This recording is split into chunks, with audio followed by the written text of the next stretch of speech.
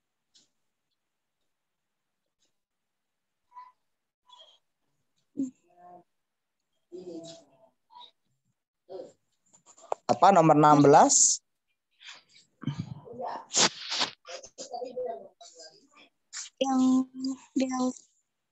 Yang B. Yang mana nomor 16? Yang Bravo? Yang Bravo. Oke. Husnul? Apa Husnul? Charlie. Yang Charlie. Oke. Ada yang Bravo, ada yang Charlie. Lanjut. Ica apa, Ca? Apakah kamu Delta. milih yang Delta. Oke, sip. Udah ya. Bravo ada yang milih, Charlie ada yang milih. Yang Alpha yuk. Kasihan dia nggak ada yang milih sendiri. Sudah, nggak ada yang milih Alpha. Bagus loh Alpha itu, panjang.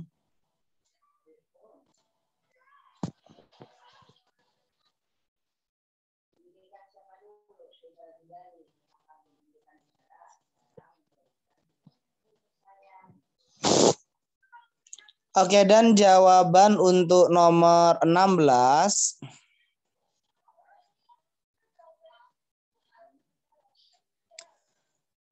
Jawabannya yang mana? Menurut bacaan, kalau kita lihatlah cara yang pertama yaitu kita harus mencari itu ada di line keberapa sih gitu lah. Kalau kita nggak tahu itu ada line keberapa ya perhatikan nomor 15. Nomor 15 ini di line ketiga. Dan nomor 17 di line ke-8 berarti untuk mencari kata kunci obstacle dari perkembangan icebox itu bisa kita cari mulai dari line ketiga sampai line ke-8. Dan akhirnya kita bisa mendapatkan jawabannya itu ada di paragraf yang pertama paragraf yang kedua di kalimat yang pertama kalimat pertama kedua. Membuat icebox yang bagus tidaklah semudah sekarang ini. Tidaklah semudah seperti sekarang ini. Kenapa? Pada awal abad ke-19 pengetahuan tentang fisika berkaitan dengan panas yang merupakan hal yang sangat penting dalam ilmu refrigeration itu was rudimentary.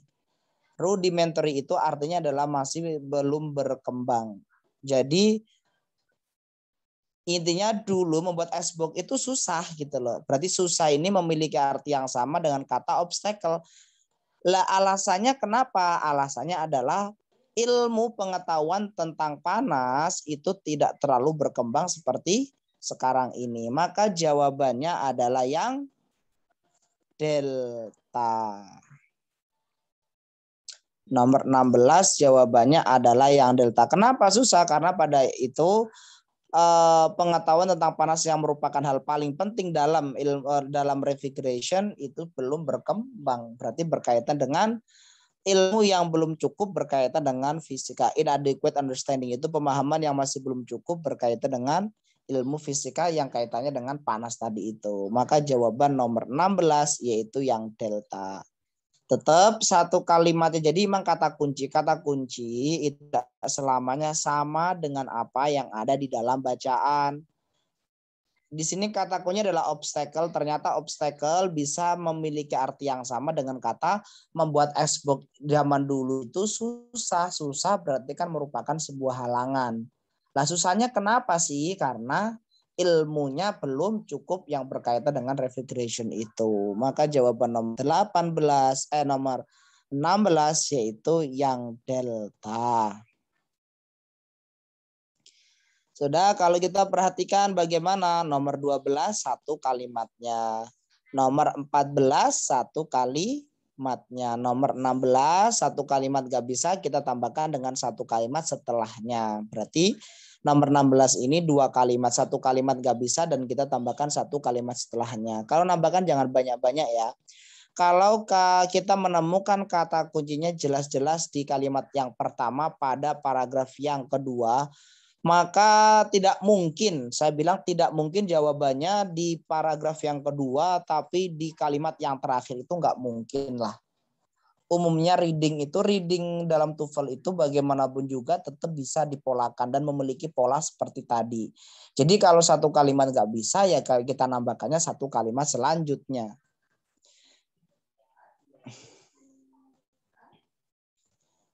Oke, jadi perhatikan ya, tadi nomor 12 satu kalimat, nomor 14 juga satu kalimat, nomor 16 dua kalimat. Ya, kita hitung aja ya berapa yang 2 kalimat, berapa yang 1 kalimat.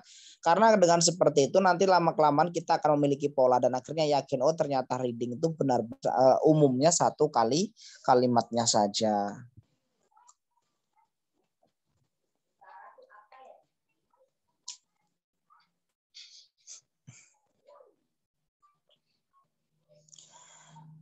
Dan untuk nomor 18, the second paragraph, berarti fokus pada paragraf yang kedua, kita tidak perlu melirik paragraf pertama atau paragraf yang ketiga.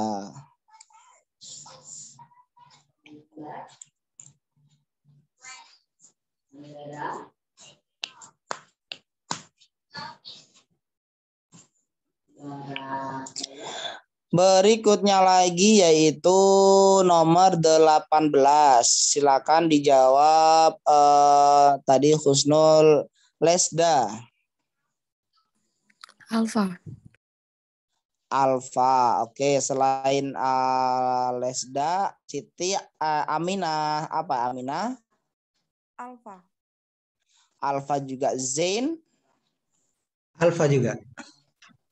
Oke, ada yang mungkin milih selain Alfa? Ica mungkin, Eno? Ica Charlie. Ica Charlie, oke. Eno apa, No? Alfa juga, Mister. Alfa juga, oke. Sebagian besar. Kita lihat ya. An idealized box. An idealized box ini ada yang box, ini ada di line ke. Kalau untuk mencari kata kuncinya ya caranya nomor 17 line ke-8 dan nomor 9 di line ke berapa? 12. Ya berarti di antara itu. Dan akhirnya kita temukan di line ke-8 di situ. Common nations. Pendapat orang yang menyatakan icebox terbaik adalah icebox yang menjaga es agar tidak meleleh. Icebox, saya ulangi lagi. Pendapat umum yang menyatakan icebox terbaik adalah icebox yang mencegah es agar tidak meleleh. Words of course mistaken itu merupakan sebuah kesalahan yang fatal. Itu merupakan sebuah kesalahan. Jelas ya. Jadi pendapat yang menyatakan pendapat pada umumnya yang menyatakan icebox terbaik adalah icebox yang mencegah es agar tidak meleleh merupakan sebuah kesalahan. Dari kalimat itu saja jawaban yang alfa itu sudah jelas salah. Jadi an ideal icebox itu mencegah es agar tidak meleleh itu ternyata di bacaan was of course mistaken, yaitu merupakan sebuah kesalahan. Kenapa? Kalimat selanjutnya, for it was the melting of the ice that performed the cooling. Karena lelehan dari es itulah yang membuat atau perform the cooling, yaitu yang membuat yang apa istilahnya?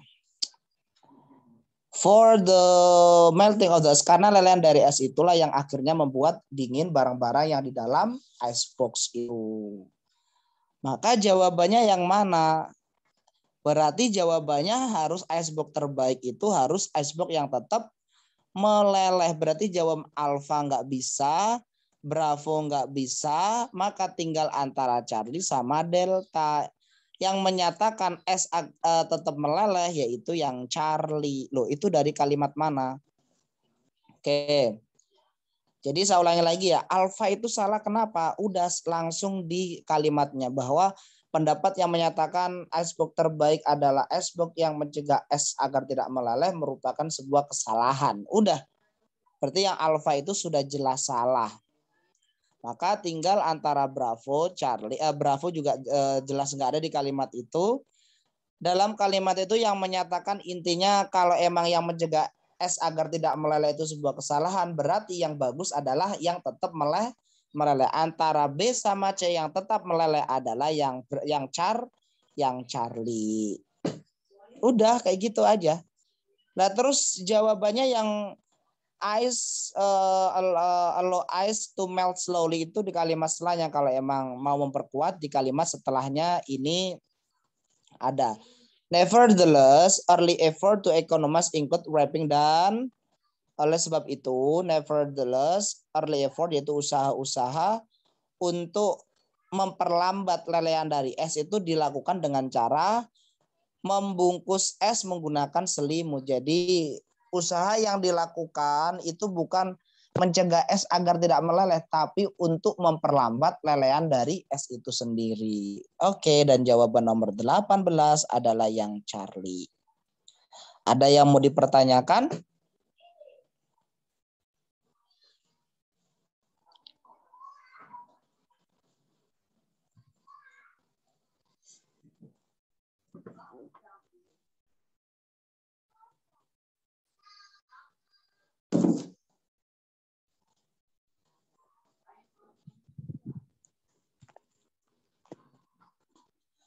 Nomor 19. No, apa no?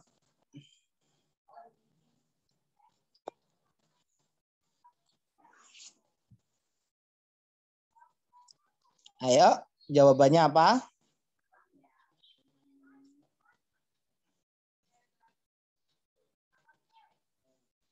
Jawabannya,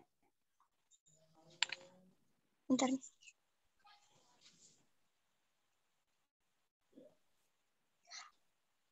Yang delta. Jawabannya yaitu yang delta. Oke. Ada yang lain?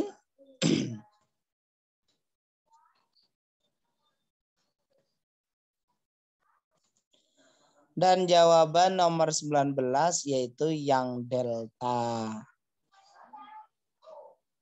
Ada yang lain? Sudah? Benar semua? On the right track di sini dalam artian kan ini berkaitan dengan dia yang membuat icebox dengan membuat icebox ala dia sendiri gitu kan ya. Nomor 20 jawabannya apa? Ica. Alpha. 20. Oke, nomor 20 jawabannya yang alfa itu ada di mana ini? Allow him. More icebox, yaitu icebox yang dia buat sendiri itu bagaimana? Ini di line ke-13. Ketika dia menggunakan icebox yang dia desain sendiri untuk mengirimkan butter ke pasar, dia menemukan bahwa para konsumen akan meninggalkan the rapidly melting stuff, yaitu intinya adalah butter yang mudah meleleh dari para kompetitornya dan rela membayar harga yang lebih mahal untuk butternya. Karena kenapa? Karena still fresh and hard in it. Karena masih fresh dan masih keras. Maka jawabannya yang alfa benar. Morse icebox ada di line ke-13. Jadi ketika dia menggunakan icebox maka dia menemukan bahwa para pelanggan akan meninggalkan butter yang mudah meleleh dari para kompetitornya dan rela membayar harga yang lebih mahal untuk membeli butternya. Kenapa? Karena masih keras dan masih fresh. Maka jawabannya yang alfa. Oke. Coba dari dua bacaan itu saja untuk soal-soal inference. Pasti kalian tahu kan umumnya reading itu satu kalimatnya. Jadi kalau kalian mengerjakan reading ya tekankan satu kalimatnya dulu. Kalaupun kalian nanti tergoda untuk membaca satu kalimat setelahnya, sudah tahan godaan itu dan biasakan satu kalimatnya saja. Tapi bagaimana kalau gini aja sih lebih tepatnya, trik yang saya berikan, pola yang saya berikan, reading itu biasanya runtut, berikutnya satu kalimat itu khusus untuk bagi kalian yang 25 aja belum nyampe. 25 aja belum nyampe apalagi 30 lah. Bagi yang masih berjuang 25 sampai 30 gunakan pola saya. Gunakan pola saya ini ya udah ketika kalian sudah menemukan kata kuncinya, maka biasakan mengerjakan satu kalimatnya. Tekankan satu kalimatnya. Walaupun terkadang dalam mengerjakan kita satu kalimat nggak puas, tapi coba biasakan satu kalimatnya itu. Jadi treatment yang harus kalian lakukan atau terapi yang harus kalian lakukan dalam mengerjakan ini adalah biasakan satu kalimatnya. Ketika kata kunci sudah ketemu, biasakan satu kalimatnya. Karena rata-rata reading, umumnya reading jawabannya terdapat dalam satu kalimat yang yang yaitu satu kalimat yang memiliki kata kunci tadi itu. Sudah ada yang mau dipertanyakan?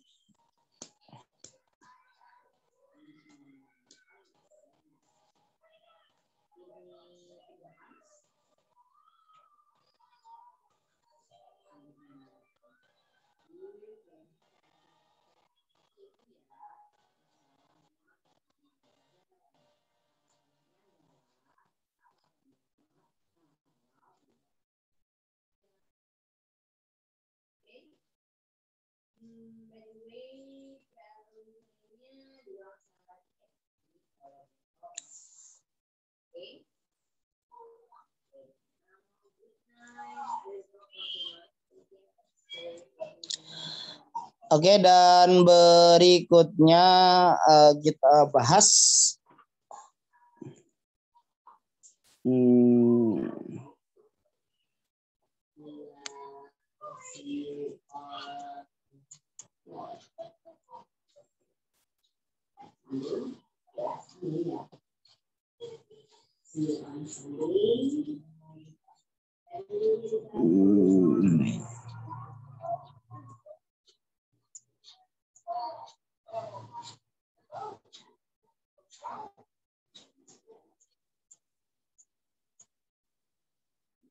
Nah, ikut ibu enggak? Oh, mau. Oh. Sekarang yang kita bahas adalah reference. Reference itu apa? Reference itu kalau dalam bacaan seperti soal nomor 3,